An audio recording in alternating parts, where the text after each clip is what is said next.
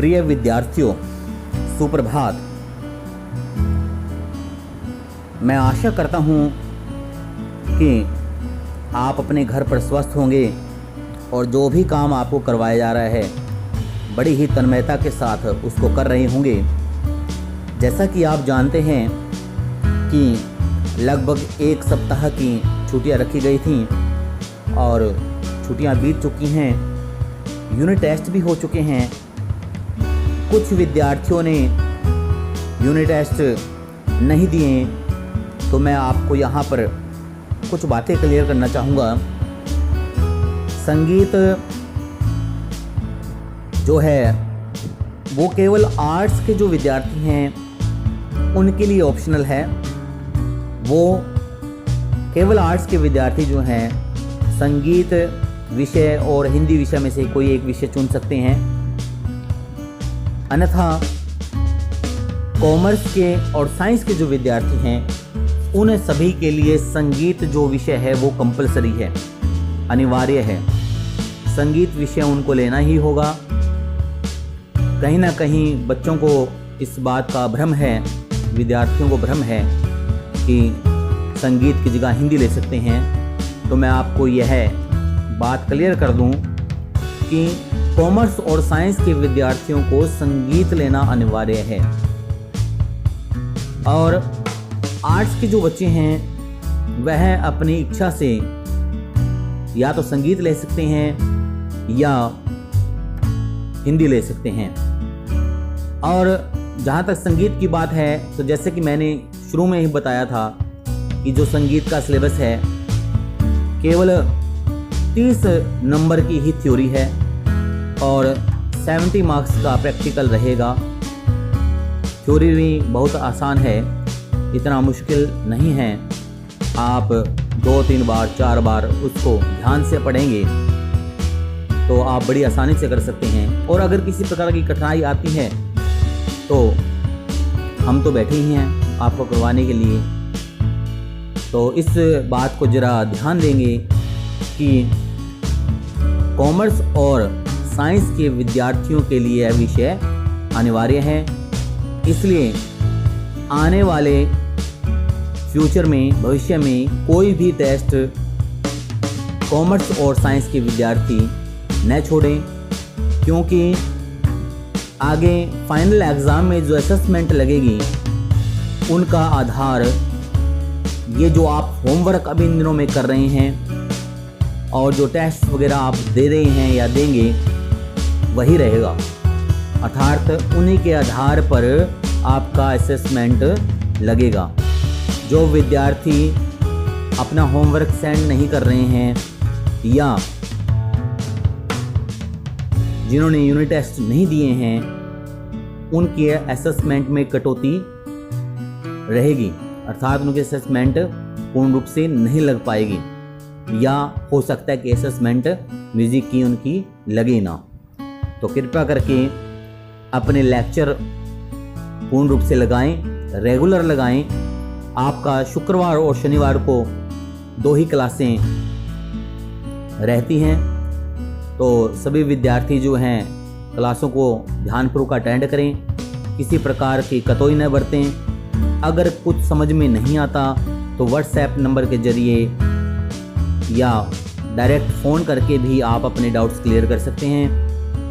परंतु क्लासें जो हैं वो रेगुलर लगाते रहें। होमवर्क ज़रूर सेंड करें। होमवर्क में भी किसी प्रकार का कोई कतोई न बरतें। अपने अपने इंचार्जेस को भी आप होमवर्क सेंड कर सकते हैं, डायरेक्ट मेरे पास भी होमवर्क सेंड कर सकते हैं। तो पिछली कक्षाओं में हम विभिन्न परिभाषाओं के बारे में और अन्य विषयों के बारे में पढ़ रहे थे और आगे जो है उसी कड़ी के अंदर हम चल पड़े हैं और नए विषय के बारे में जानते हैं। तो आइए पढ़ते हैं अगले विषय के बारे में। प्यारे बच्चों, तो जैसा कि आप अपनी स्क्रीन पर देख रहे हैं, आपको 2 नाम नज़र आ रहे हैं, तराना और घराना। तराना के विषय में हम पढ़ चुके हैं, परंतु एक बार फिर से रिवीजन के लिए दोबारा से पढ़ लेते हैं। जैसा कि आप जानते हैं। तराना शब्द की उत्पत्ति अरबी भाषा के शब्द तरन्नम से हुई, जिसका अर्थ होता है स्वर माधुर्य, मधुर और हल्का गान। तराना को भारतीय संगीत की एक लोकप्रिय गायन शैली भी कहा जाता है और अमीर खुसरो को इसका आविष्कारक माना जाता है। जैसे कि आप स्क्रीन पर देख पा रहे हैं, आधुनिक समय के अंदर तराना बहुत ही प्रचलित है। गायन के इस प्रकार में ये जो शब्द आप देख रहे हैं, धीर धीर, दानी, तदानी, नोम, तोम, अली, यल्लली, इस प्रकार के शब्द गीतों के बीच में प्रयोग किए जाते हैं।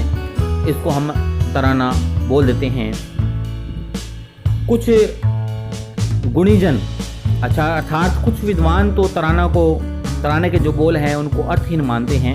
वैसे वास्तव में देखा जाए तो इनका कोई अर्थ नहीं है, केवल ये शब्द इसलिए रखे गए हैं जब हम इनको तालबद्ध होकर के लय में गाते हैं तो सुनने में अच्छा लगता है। धीरे धीरे, धानी, तदानी, नोम, तोम, यल्लेली, अली इत्यादि। इसमें स्वर और लय की प्रधानता रहती है।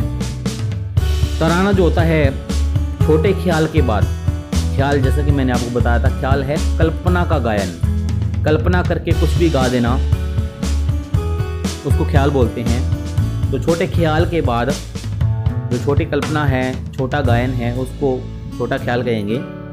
तराना गाया जाता है छोटे ख्याल के बाद। कुछ तरानों में सितार, तबला और पखावज के बोल गाए जाते हैं और तराने की जो लय द्रुत होती है, अर्थात तेज गति की होती है तराने की लय। और लय का जो महत्व है इसके अंदर गायकी से अधिक रहता है। लय का जो महत्व है इसमें गायकी से अधिक रहता है। तराने का जो मुख्य उद्देश्य जो है भी गायकार ने कितनी तैयारी कर रखी है, गायकार ने कितनी तैयारी कर रखी है किसी भी चीज की, उसको दिखाना है। और जो प्रसिद्ध जो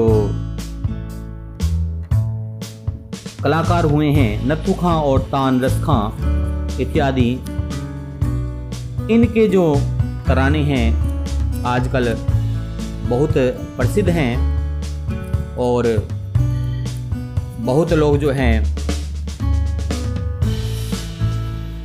गाते हैं, बहुत लोग वाद्य यंत्र के जरिए बजाते भी हैं। तो तराना के बारे में स्पष्ट कर दूं, तराना एक गायन शैली है, हल्का फुल्का गायन है जिसमें ज़्यादातर धीरे धीरे, दानी, तदानी, नोम, तोम, अली, यल्लली इत्यादि शब्दों का प्रयोग कर लिया जाता है। अगला विषय है घराना।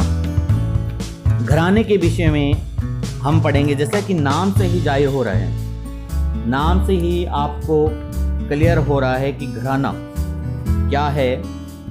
घराना शब्द का साधारण अर्थ है कुल, खानदान अर्थात मतों, कुटुंब, वंश, परिवार, जहाँ पर सारे परिवार के लोग जो हैं, जहाँ पर बहुत सारे लोग एक साथ रहते हैं, आपसी रिश्तेदार भी कह सकते हैं, या मिलकर जहाँ पर लोग रहते हैं उसको हम घराना बोल सकते हैं। या परिवार भी उसी बोलते हैं जब सदस्य मिलकर के एक साथ रहें। तो यहाँ पर साधारण अर्थ जो है घराना का वह है परिवार, वंश या कुटुंब। और यहाँ पर मैं आपको एक बात और क्लियर करना चाहूँगा।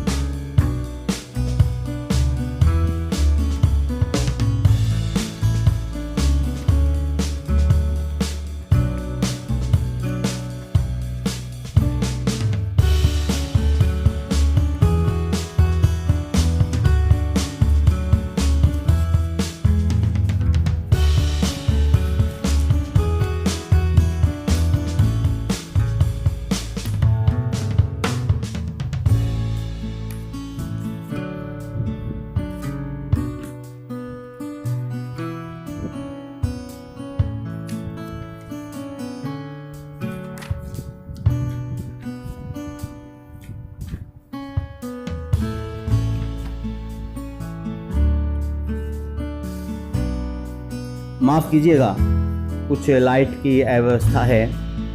लाइट जाने के कारण बीच में एक बार रिकॉर्डिंग रुक गई। फिर कंटिन्यू करते हैं।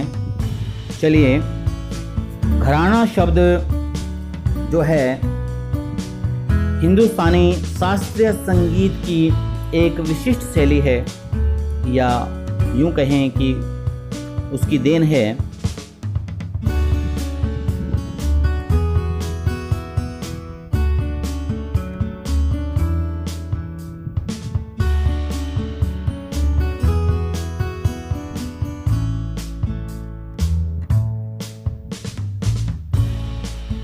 हिंदुस्तानी संगीत का दायरा बहुत ही बड़ा है, विशालकाय है। मैं थोड़ा सा घराना शब्द की उत्पत्ति के बारे में बताना चाहूँगा। घराना शब्द की उत्पत्ति हुई है घर शब्द से, जिसका अर्थ होता है परिवार। लेकिन यहाँ घराना शब्द से तात्पर्य है संगीत के अंदर जो पीढ़ी दर पीढ़ी बढ़ने वाली जो परंपरा है, उसके बारे में किया गया है। अर्थात संगीत के अंदर गुरु और शिष्य के बीच में जो कड़ी चलती है, उसके बारे में बात की गई है। पीढ़ी दर पीढ़ी मर्यादा और उसके साथ कला का अनुसरण करने से ही घरानों की कड़ी बनती है। अर्थात पहले जैसे एग्जाम्पल के तौर पे दादाजी गाया करते थे, फिर दादाजी से क्या हुई, उनके बच्चों में आ गए, उनके बच्चों से फिर आगे अगली पीढ़ी में आ गई। पीढ़ी दर पीढ़ी किसी भी संगीत का चलना और आगे बढ़ते जाना, तो घराना शब्द वहां से उत्पन्न हुआ है। घराना जो कोई भी व्यक्ति, किसी भी व्यक्ति का घराना जो है वो दिन में, महीने में अथवा साल या 2 साल में नहीं बनता, बल्कि गायक जैसे जैसे बढ़ता जाता है वह अपनी एक टेक्निक, अपनी शैली, गाने की एक तरीका बनाता है। उसी टेक्निक को, उसी शैली को शिष्य लोग अपनाते हैं, आगे फिर वो अपने शिष्य को सिखाते हैं। इसी प्रकार यह कड़ी बन जाती है। इस कड़ी अथवा श्रृंखला को, इस चैन को संगीत में घराना बोला गया है। तो प्राचीन काल में, जैसे कि आप स्क्रीन पर देख रहे हैं, भरत मत, शिव मत, हनुमंत मत आदि मत बहुत प्रचलित थे। भक्ति काल में क्या हुआ, कौन कौन सी वाणियाँ, गोबर हार वाणी, खंडार वाणी इत्यादि वाणियाँ प्रचलित थी। परंतु हुआ क्या कि मध्य काल में जब मुगल राज का पतन होने लगा और अंग्रेजी राज की स्थापना होने लगी, तो संगीतकारों को उस वक्त महत्व नहीं दिया जाता था। उनको सरकारी सहायता मिलनी बंद हो गई। संगीत को उत्साहित करने के लिए संगीतकारों ने मिलकर, क्योंकि उस वक्त सम्मेलन नहीं होते थे या उनको परमिशन नहीं थी किसी टाइप की संगीत का प्रोग्राम करने की, तो उस वक्त संगीतकारों ने अपने बच्चों को पीढ़ी दर पीढ़ी संगीत की शिक्षा देना शुरू कर दिया और उसी शिक्षा को बच्चों और उसके शिष्यों ने आगे बढ़ाया। वो ही परिवार आगे चल करके घराना कहलाने लगे। तानसेन से पहले कोई घराना नहीं मिलता, अर्थात तानसेन से पहले कोई घराना शब्द या घराना नहीं हुआ है। तानसेन के वंशजों ने घराना का निर्माण किया। तानसेन के जो वंशज हैं सैनी घराना के कहलाए और उनकी पुत्री के जो वंशज है वो बानिया घराने के कहलाए। गायन की तरह वादन और नृत्य के भी घराने होते हैं। दक्षिण संगीत में घराने को हम बोलते हैं संप्रदाय। दक्षिण जो संगीत है, हम उत्तर भारत का संगीत पढ़ते हैं, जो दक्षिण भारत का संगीत है उसमें घराने को संप्रदाय बोला जाता है। संप्रदाय मतलब एक कोई भी संस्कृति का या कोई भी शैली का एक ग्रुप संप्रदाय कहला सकता है। धर्म के भी संप्रदाय होते हैं। ग्रुप को ही हम, समूह को भी हम संप्रदाय बोल सकते हैं। किसी भी एक शैली को लेकर चलें उसको हम संप्रदाय बोल सकते हैं। आजकल गायन के मुख्य 7 घराने माने गए हैं जो आजकल प्रसिद्ध हैं। वो है ग्वालियर घराना, नंबर 2 पे आगरा घराना, नंबर 3 पे दिल्ली घराना, नंबर 4 पे जयपुर घराना, नंबर 5 पे पटियाला घराना और नंबर 6 पे है अल्लादिया खां का घराना और नंबर 7 पे हैं किराना घराना। तो ये 7 घराने आजकल बहुत प्रसिद्ध हैं, जिनके विषय में चर्चाएं होती हैं। तो आज की कक्षा में हम केवल इतना ही करेंगे। अगली कक्षा में हम इन घरानों के विषय में विस्तार पूर्वक जानेंगे, इनकी विशेषताओं के बारे में पढ़ेंगे, किस घराने में किस प्रकार से क्या प्रयोग होता था। तो आज की कक्षा में केवल इतना ही। सभी बच्चे अपना अपना होमवर्क करते रहिए और टाइम पर अपना होमवर्क सेंड जरूर करें और भविष्य में किसी प्रकार का कोई भी टेस्ट न छोड़ें। आज के लिए इतना ही। धन्यवाद।